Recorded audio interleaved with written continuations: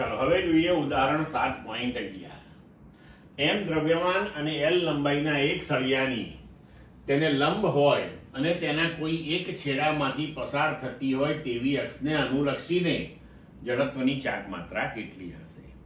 હવે અહીં આપણે સમાંતર અક્ષનો પ્રમેય ઉપયોગમાં લઈ શકીશું. જુઓ કેવી રીતે.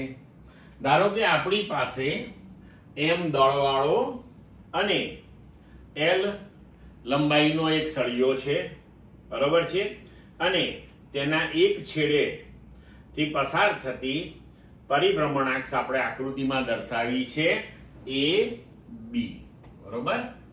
હવે આ સળિયાના દ્રવ્યમાન કેન્દ્ર એટલે કે આ કેન્દ્ર O માંથી પસાર થતી પરિભ્રમણાક્ષ ને અનુલક્ષીને આપણે જડત્વની ચાક માત્રા લઈએ કે જેને આપણે IC કહીશું, બરોબર.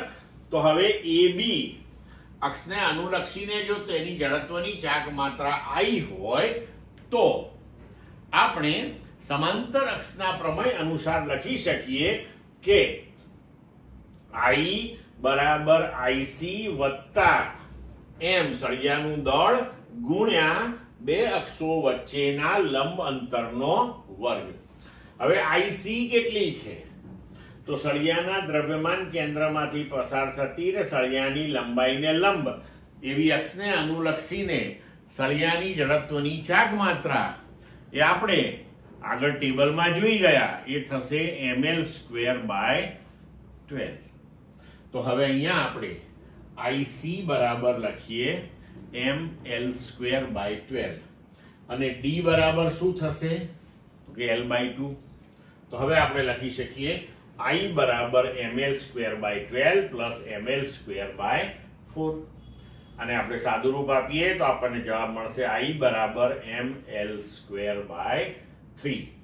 એટલે કે આ સમીકરણને જો તમે I બરાબર mk² સાથે સરખાવી દો તો તમને ચક્રાવર્તનની ત્રિજ્યા પણ મળી શકે અહીંયા k બરાબર L/√3. તો આવી રીતે આપણે આ પ્રમેયોનો ઉપયોગ કરી શકીએ છીએ. ક્લિયર?